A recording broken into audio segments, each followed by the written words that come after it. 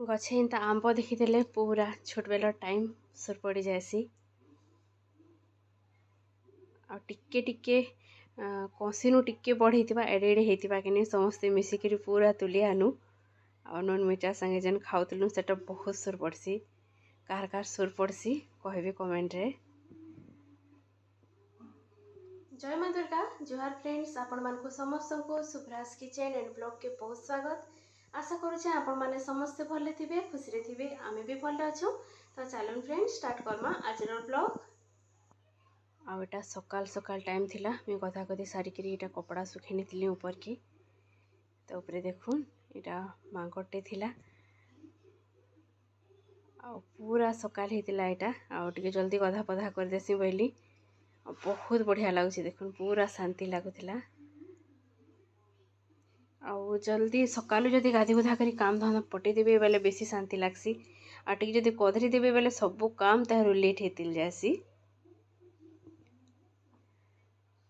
तो याडे देखुन एटा आ खरा मास हेले तो मल्ली फूल फुटसी। तो आज मैं फूल नहीं तुल पारतेल केतेटी पूरा फुटीची। आमर माया भी गुटे गुटे ही बसलानो कसी हिची तेल नहीं पाच पार। तो फ्रेंड्स मोर रंधा बड़ा स्टार्ट हो गलान। तो आज मुझे यहाँ करूँ आंबिल आ मझे मझे आंबिल टिके कले भल लगसी। आ खरा मासे तो खटा जिनिस टिके निहाती एका भल लगसी। आ इआड़े यहाँ मुझे रास खड़ा शाग टिके करूली। शागटा तो निहाती एका हेसी। तो इने यहाँ शागरे देवार लगी मुझे बड़ी टिके आ यहाँ फुल बड़ी टिके भाजुली।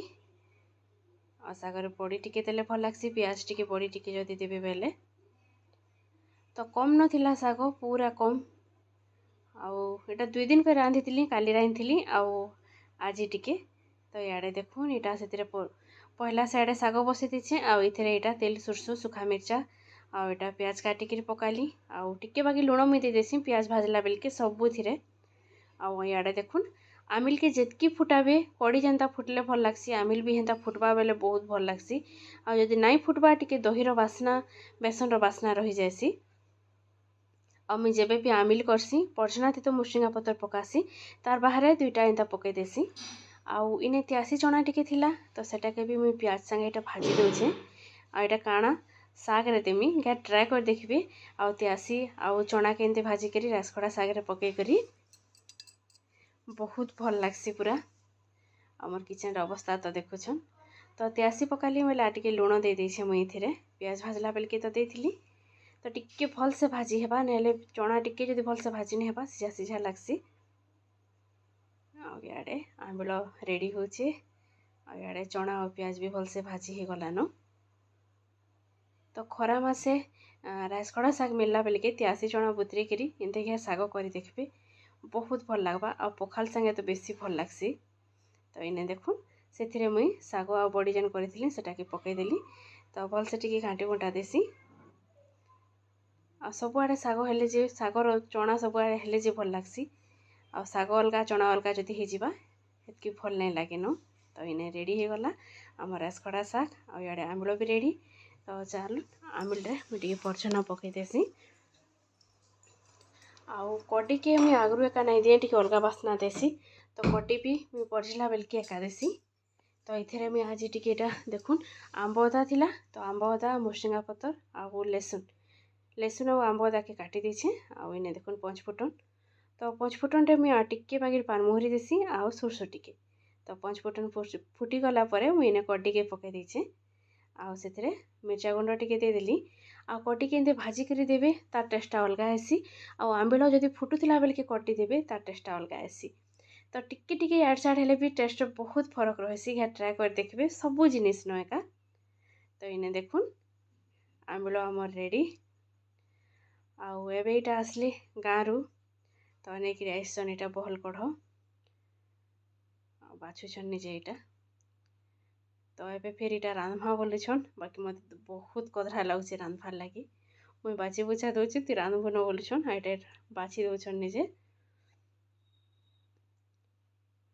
तो फ्रेंड्स आउ इटा देखुन राति टाइम हो जाइथिला न बिजली मारुछे मेघ भी धरीछे पानी भी टिके टिके पड़ुछे। बाकी 2 बाप छुआ इटा बाहर लेन बुली जीवार लगी।